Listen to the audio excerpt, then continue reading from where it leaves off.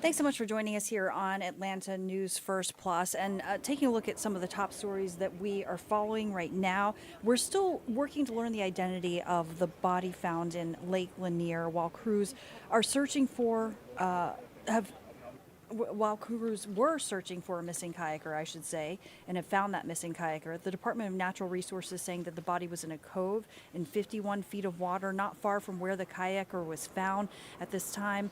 We're still working to learn more information about that victim, but this happened. This was all discovered as investigators were searching for Dustin Valencia. The 43-year-old father was reported missing on Wednesday.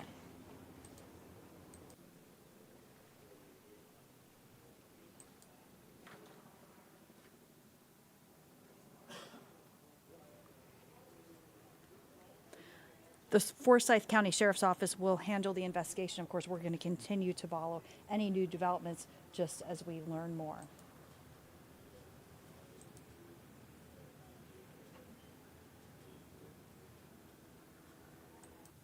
Memorial Day is coming, and that means it is the start of fireworks season, but trade wars and tariffs could keep this booming business from getting up into the air. Dealing in fireworks is a logistical headache. Just a myriad of restrictions just to get to the business. Paul Richardson knows all about it. He owns and operates Big Grin fireworks stores all across North Georgia. But lately, his mind has been half a world away where his supply chain starts. 100% of our fireworks, unfortunately, come from China. American fireworks are ordered in huge bulk numbers from China, often with a lead time of around 10 months, meaning you have to order in the fall what you want next summer. But with tariffs, be they 30% or 145%, Richardson doesn't get hit with the total cost until his fireworks containers hit ports in the spring. And the current 90-day reprieve means little. It's impossible with fireworks to build, buy, and ship and receive in 90-day windows. So he's left with a few options. Eat the tariff at whatever the number is when the product reaches America, pass it on to the consumer, or just cancel orders. Your options is to sell out everything you have in stock now and nothing else, because you cannot buy that product and sell it. That creates what's called scarcity. Fireworks dealers sell what they have in stock, and that's it, creating a scarcity of the product as major holidays approach. If you shop on the 2nd or the 1st of July, you'll probably be okay. But if you wait to the 4th, like the majority of people do, you might go in and find semi-bare shelves. At the current scaled-back tariff rate of 30%, Richardson says the industry can survive.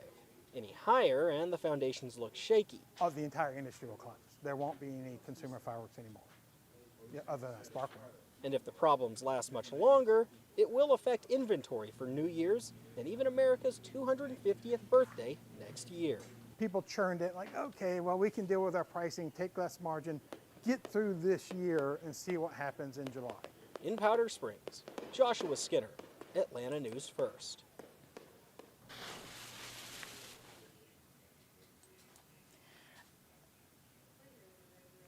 And this story making headlines, a Metro Atlanta woman has been declared brain dead, but she's being kept alive at the hospital because she's pregnant. Her family says this is all a consequence of the state's 6-week abortion ban. Atlanta News First political reporter Doug Reardon has more from Emory Hospital in Midtown. In a brief but emotional statement posted to a GoFundMe page Friday, April Newkirk, the mother of Adriana Smith, said her family had no say-so regarding her lifeless body and unborn child. The pregnant Smith, who's been on life support for nearly 3 months, is being kept alive because she was declared brain dead after Georgia's 6-week abortion cutoff. That law allows for 3 exceptions in cases of rape, incest, or the safety of the mother. Since Smith doesn't fit neatly into any of those categories, doctors said they had no choice but to keep her alive until the baby can be delivered. Emory Hospital in Midtown, where Smith is currently on life support, said they comply with the state's abortion regulations and added, quote, "Our top priorities continue to be the safety and well-being of the patients we serve." Is this exactly what you were talking about? Yeah, this was exactly what we were talking about. We knew that this was going to happen. Danielle Rodriguez is with Sister Song, a reproductive rights group that warned state lawmakers about the consequences of a 6-week ban as it was being debated. I do believe that this is going to continuously happen until, legislators stand up and repeal the abortion ban.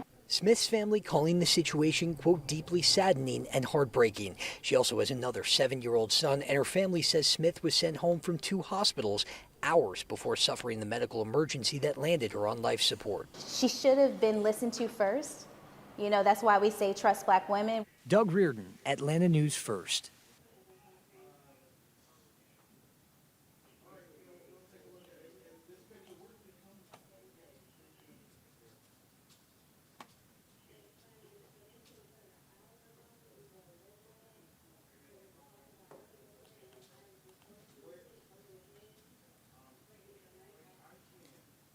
And also making headlines, a Georgia father reunited with his family after weeks in ICE custody, but his undocumented teenage daughter remains in a detention center.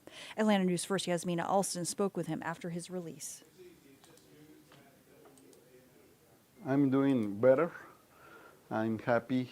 I'm finally at home, but everybody know my daughter is still over there. For the first time in weeks, Jose Arias Tovar was able to eat breakfast in his own kitchen, surrounded by family. Arias Tovar was in ICE custody, but granted bond, leading to his release from the Stewart Detention Center Thursday night. He was originally arrested after a traffic stop in Dalton, where he lives and owns a construction company. When I built the house, maybe I put food for 20 to 30 families in Dalton, just in their tables, because I got foundation guys, I got framers, I got plumbers, electricals, insulation guys, drywall guys, I got different crews. Arias Tovar hopes being an employer and provider will help his case. He admits he and his wife came into the United States illegally to have the American dream, bringing with them their then 4-year-old daughter, Jimena.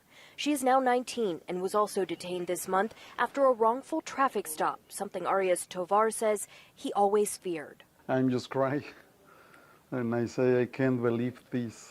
Arias Tovar says his daughter's case is a bit more complicated because she is an adult and doesn't have kids or a husband. However, she is a college student. He says that Jimena is a wonderful woman, and her being deported would be terrible because she would have to restart again, and she has a bright future here, and it shouldn't be taken short because something she did not commit. Arias Tovar worries about Jimena being in custody inside what he calls an overcrowded detention center. It's a lot of people over there. He is using his family's situation as an opportunity to speak for those undocumented people that he says are not criminals, but good people who deserve a chance. He says that they understand that they came in breaking laws, but they want to fix it. Yasmina Alston, Atlanta News First.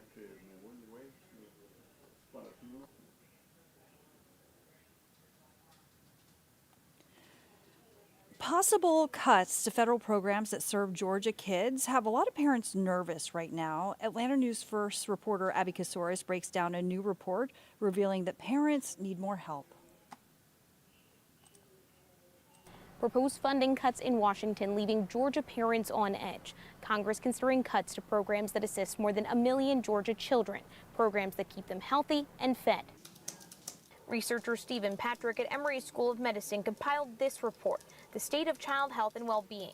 He says behind every data point is a child and a story.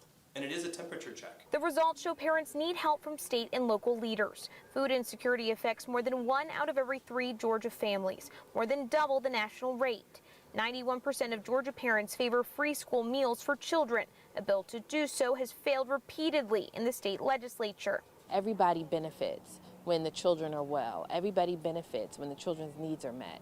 While parents say they need more help, federal leaders are looking to make cuts. The federal spending bill, known as the Big Bill, includes billions of dollars cut from programs like SNAP that help low-income families purchase groceries. Adrienne Pinkney says she's concerned about cuts to programs like Head Start, childcare and education for children under 5. She relied on Head Start for her daughters. They're talking about cutting Head Start. They clearly don't know what they're talking about. They clearly don't know the impact that Head Start makes on communities and how much it allows parents to work, how much it allows children to eat. The study shows parents are concerned for their child's health amidst proposed cuts to Medicaid, one of the largest safety net programs. 41% of Georgia kids are enrolled. Patrick says while coverage is a good thing, they found most families can't afford to pay for medication. But we asked parents if if your kid has a diagnosis, that's a mental health diagnosis, were they in treatment? And most were not. Patrick hopes the study will help guide policy with the interest of Georgia parents in mind. In Brookhaven, I'm Abby Kasor.